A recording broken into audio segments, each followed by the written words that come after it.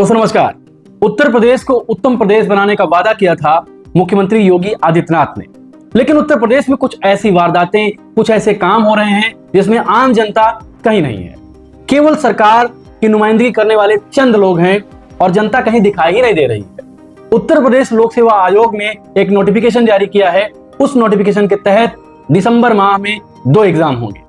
UPPCS के जो अपर exam होते हैं वो 2 दिन होंगे, 7 और 8 दिसंबर, और समीक्षा अधिकारी का एग्जाम 3 पालियों में आयोजित किया जाएगा। अगर विस्तार से देखा जाए तो इसमें 2 मामला है। पहला मामला यह है कि जो छात्र जो भी मूवमेंट की नुमाइंदगी कर रहे थे, जिनका हित प्रभावित हो रहा था, उनको विश्वास में नहीं लिया गया। दुनिया के किसी भी जगह, किसी भी आईन में सबसे महत्वपूर्ण यह होता है कि देखा जाए कि कौन सा वर्ग है जिसके लिए काम किया जा रहा है।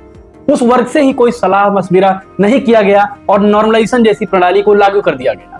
इलाहाबाद से लेकर दिल्ली तक हजारों की संख्या में छात्रों ने आंदोलन किया, लेकिन लोक सेवा आयोग की कानों पर जूं तक नहीं देख रही है। सवाल है कि जो मुख्य पार्टी है, सवाल है जिसके लिए आप एग्जाम आयोजित करवाने जा रहे हैं, उससे कोई मतलब आप नहीं रख रहे हैं, उससे कोई बातचीत आप नहीं कर रहे हैं। जब लोक सेवा आयोग का छात्रों ने घेराव किया था तो सचिव ने आके कहा था कि आपकी बात को भावनात्मक तरीके से हम समझेंगे, आपकी बात को समझते हुए 1 दिन में परीक्षा कराने का प्रयास करेंगे।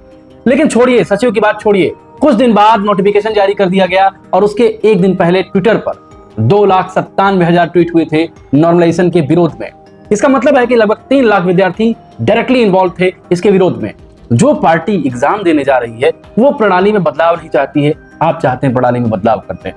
सबसे महत्वपूर्ण बात है, इसमें 2-3 पक्ष ऐसे हैं जिसको समझेंगे और ये भी समझेंगे कि क्या कानून का उल्लंघन कर रहा है लोक सेवा आयोग। तो आइए विस्तार से समझने का प्रयास करते हैं। दोस्तों, वर्ष 2024 खाली चला गया। उत्तर प्रदेश लोक सेवा आयोग एक भी वैकेंसी क्लियर नहीं करा पाया। दबाव तो उस पर था, लेकिन महत्वपूर्ण बात है कि यूपीपीसीएस का नोटिफिकेशन जारी किया गया था, उसमें इस बात की कोई सूचना नहीं दी गई थी कि 2 पाली में परीक्षा होगी। और जून 2024, जिसका हवाला आज आयोग दे रहा है कि शासनादेश के माध्यम से उसने ऐसा किया है, ये शासनादेश कब आया है? नोटिफिकेशन के बाद आया। अगर कोई नोटिफिकेशन पहले जारी किया जाए, शासनादेश बाद में आए, तो क्या शासनादेश प्रभावी होगा? ये तो ऐसा हो गया कि हम कोई नियम बनाए। जैसे मान लीजिए कि 3 महीने पहले किसी पप्पू नाम के शख्स ने एक सड़क पार की थी एलनगंज से अल्लाहपुर के लिए। उस सड़क पार करने का जुर्माना लगा दिया जाए 3 महीने बाद और कहा जाए कि पप्पू ने 3 महीने पहले जो सड़क पार की थी उसके लिए उसको जुर्माना देना होगा। आप बताइए, कोई भी नियम क्या पहले जाकर लागू होता है? इसको अंग्रेजी में रेट्रोस्पेक्टिव कहा जाता है, हिंदी में भूतलक्षी कहा जाता है। कोई भी कानून रेट्रोस्पेक्टिव इफेक्ट के साथ लागू नहीं हो सकता है। कोई भी कानून भूतलक्षी प्रभाव के साथ लागू नहीं हो सकता। पहली बात, अगर आप नॉर्मलाइजेशन करना चाह रहे हैं, आप 2 पालियों में एग्जाम करना चाह रहे थे, तो आपको नोटिफिकेशन में इस बात की चर्चा करनी चाहिए थी। बात चाहे आरओ की हो या यूपीपीसीएस की हो। अगर आपने नोटिफिकेशन में इस बात की चर्चा नहीं की है कि आप 2 पालियों में एग्जाम कराएंगे, तो आप अपने मन के राजा नहीं। ये डेमोक्रेसी है, ये लोकतंत्र है, और लोकतंत्र में हर कोई लोकतंत्र यानी जनता की शक्तियों से बंधा होता है। और इसमें जनता पार्टी है। जो छात्र लाखों की संख्या में इलाहाबाद, दिल्ली जैसे शहरों में रहते हैं, तैयारी करते हैं, अगर उनकी मांग है कि नॉर्मलाइजेशन ना करवाया जाए, तो क्या आपको उनसे बातचीत करके इसका हल नहीं निकालना चाहिए था? बिहार लोक सेवा आयोग 15 नवंबर को उसने एक मीटिंग बुलाई है, छात्रों की, टीचर्स की, कोचिंग संचालकों की। उसमें वो बातचीत करेगा, समझेगा ये क्या है। लेकिन उत्तर प्रदेश में क्या है? कोई बातचीत नहीं करनी है। सचिव आके भाषण करेंगे, छात्र आंदोलन करेंगे तो सचिव आके भाषण करेंगे, कहेंगे भावनात्मक तरीके से समझेंगे। कोई आश्वासन, क्लियर बातचीत नहीं, कुछ। इसका सीधा सा मतलब है कि लीगल मामलों में ये वैकेंसी फंसने वाली है। कहीं ऐसा ना हो कि वैकेंसी 4 साल, 5 साल, 6 साल कोर्ट के चक्कर लगाते रहे और आम छात्रों का बहुत बड़ा नुकसान हो जाए।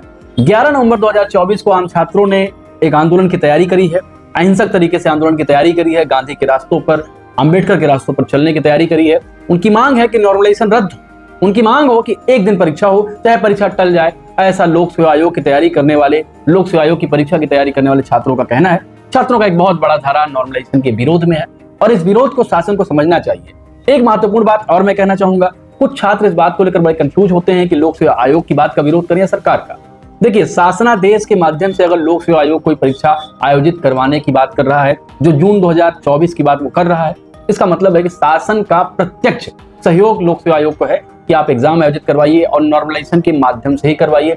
इसलिए आप सवाल पूछिए उत्तर प्रदेश के मुख्यमंत्री योगी आदित्यनाथ से, इसलिए आप सवाल पूछिए भारत के प्रधानमंत्री मोदी से। क्यों? क्योंकि डबल इंजन की सरकार है। डबल इंजन की सरकार में किसी पर भी अगर आप दबाव डाल ले गए, प्रभाव डाल ले गए, तो शायद परीक्षा टल जाएगी।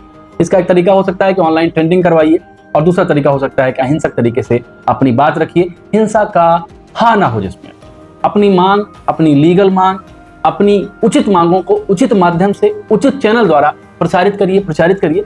शायद आयोग तब आपकी बात सुन पाएगा। लेकिन ये बहुत दुर्भाग्यपूर्ण है कि लाखों की संख्या में छात्र तैयारी करते हैं, उनको कंफ्यूज किया जाता है। 1 महीने पहले आप नोटिस दे दिए, कोई मतलब कुछ भी चल रहा है। अरे आप 3 महीने पहले क्यों नहीं नोटिस दिए कि इस तारीख को हम एग्जाम करवाने जा रहे हैं? 27 अक्टूबर को एग्जाम था, आपने 10 दिन पहले नोटिस दिया कि एग्जाम नहीं होगा। क्यों आप छात्रों की मानसिक स्थिति के साथ खेल रहे हैं? क्यों आपको नहीं समझ में आता कि उनकी मानसिक स्थिति कैसी होती है जब परीक्षा चल रही हो, परीक्षा ना हो रही हो, फिर परीक्षा अचानक से हो जाए? मतलब हद है। कोई आदमी एक नदी पार कर रहा है, नदी में थोड़ा पानी है, पार किया जा रहा है, फिर नदी में पानी गायब हो जा रहा है, अचानक से पानी ज्यादा आ जा रहा है। क्या करेगा वो? कैसे अपनी कंडीशन को टैकल करेगा? आम छात्रों की मानसिक स्थिति को समझिए। और अगर सरकारें नहीं समझेंगी तो सरकारों का इलाज करना भी छात्रों को आता है। एक बात और मैं बता दूं, डरने की जरूरत नहीं है। ये लड़ाई आम छात्रों की है। मैं इसलिए इस बात को कनेक्ट कर पाता हूं क्योंकि मैं इसी धड़े से निकला हुआ व्यक्ति हूं, इसी धड़े से निकला हुआ छात्र हूं। तो आपके दर्द को समझता हूं, आपकी तकलीफ को समझता हूं। आंदोलन की तैयारी करिए, अहिंसक तरीके से अपनी बात रखिए और शासन को ये बताइए कि आपके अंदर एक शक्ति है और आप जो मांगेंगे उसको शासन को मानना पड़ेगा। नमस्कार।